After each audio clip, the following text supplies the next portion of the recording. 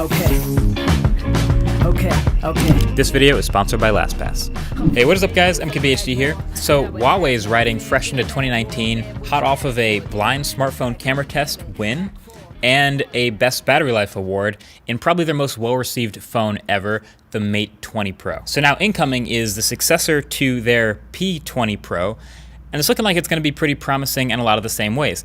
Now, it still won't be in any US carriers, and it'll still be pretty expensive, but if you can look past those two things, it's looking like this may be the first true Galaxy S10 competitor of the year. So the P30 Pro has three main focuses: camera, design, and specs. But the real focus, the main one here, is definitely the new camera. That's most of what's new, so let's just dive into that first. So as you can see, it's rocking a quad camera setup on the back, so 4 sensors on that back now, and they all have names to explain what's new and what they do. So the main camera is a 40 megapixel sensor, f1.6 with OIS, and that's named the superspectrum camera. And it's called that because it has an RYG pattern array instead of RGB for the color filter in front of the sensor.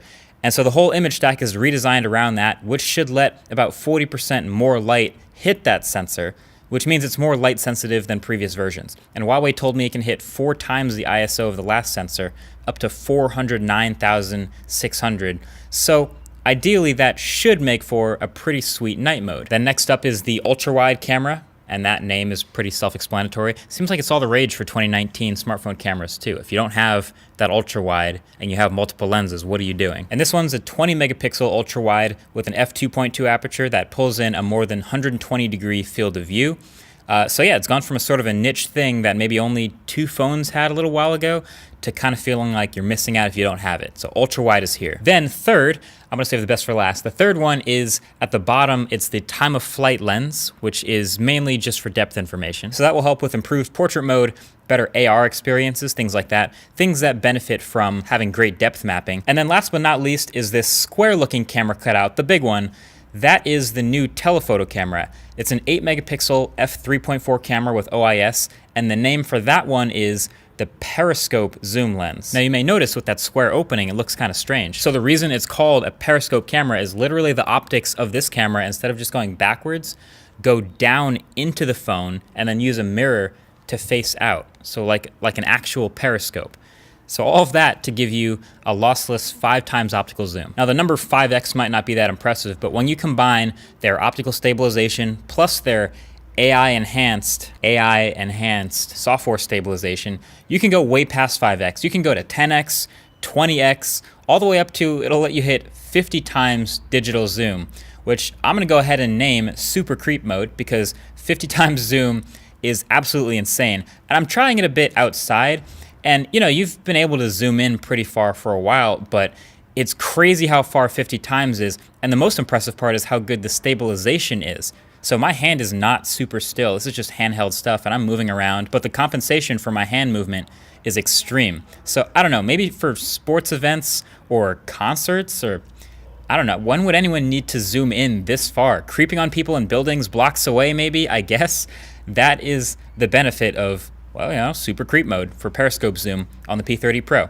But also keep in mind, I haven't actually taken any sample photos back with me yet, so I don't have much to judge by at this moment. I gotta get it in hand and actually test it for a review. Also, the autofocus seemed kind of jumpy with close-up subjects, so a little bit finicky there. So I don't know, the concept is really cool, obviously, but the execution we'll have to see about. Definitely make sure you're subscribed for the full review to see that when it comes out. But the rest of the P30 Pro is honestly incremental improvements and checking all the boxes, which is why it can be seen as an S10 competitor. So the twilight color of that P20 Pro was a hit, so they're doing a bunch more gradient colors with this phone. I'm gonna go ahead and say this blue color called Aurora is the best looking, but there will also be an amber sunrise, a pearl white, a breathing crystal, which I also got hands on with, as you can see, and black.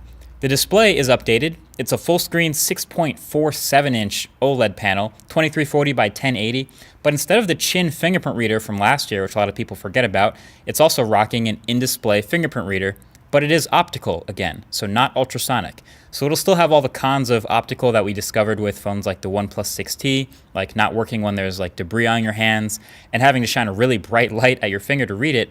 But it did seem pretty fast to me when I set it up with my finger, so that's a good sign. So this tech is slowly getting better, and I think a few iterations in, it'll feel like a standard, just not quite yet. Also, it has that cut top notch at the top for the 32 megapixel selfie camera. It looks kind of like the Essential phone's notch, a little more curved, but hey, maybe the Essential phone was ahead of its time because Huawei's now cut out all of those Face ID sensors they used to have in their much bigger notch for just the camera. And then the specs are flagship grade. Kirin 980 chip, 8 gigs of RAM, 4,200 milliamp hour battery, which is huge. It's IP68 certified. There's now a faster EROFS file system. There's fast charging, fast wireless charging, and it still has that incredibly slow 2.5 watt troll mode reverse wireless charging if you want to use that. Honestly, maybe the only thing they can't say they have in this phone is the headphone jack. Honestly though, that's a lot of boxes checked. I'm really into the battery. I like that. It's still running EMUI 9.1 on top of Android Pie, and EMUI, I've said before, not my favorite, especially with all the improvements Samsung's made to their skin lately. But just as a total package, P30 Pro clearly checks a lot of boxes, and that's what makes it exciting. Also, there will be a P30 non-Pro that will be a bit cheaper and just a bit cut down with specs. So it has 3 out of the 4 cameras, as you can see, just doesn't have the time of flight sensor. Then it's a bit smaller too, so it has a 6.1 inch non-curved edge display, pretty flat, a 3,650 milliamp hour battery, 6 gigs of RAM instead of 8, and it's IP53 certified instead of IP68, but it somehow gains room for a headphone jack, so there's that. But what do you think? After seeing this, is the P30 Pro a worthy competitor to S10 Plus? I think for my money, the S10 Plus is still going to be the champ, especially in the US when it's in carrier stores and also a bit cheaper. But for those that are really into cameras, for those who want to win all the blind smartphone camera tests, or if you have a habit of zooming in obscenely far into all of your photos, you know, this one might be worth a second look. Either way, that's been it for the first impressions. Thanks for watching. Catch you guys in the next one. Peace. Thanks to LastPass for sponsoring this hands-on video. So we all know we should be using a different secure password for every different site we log into, but there's also no way to remember 20 plus different random passwords for all the different logins you have. So that's where LastPass comes in. You can now have the security of multiple passwords, but the simplicity of only having to remember a single master password. So don't worry about locking accounts if you haven't signed into them for months, or having to wait for a reset password email only to enter a previously used password. So you can store all your logins with LastPass and keep your personal and business logins safe and secure. Click the link below to get LastPass for free.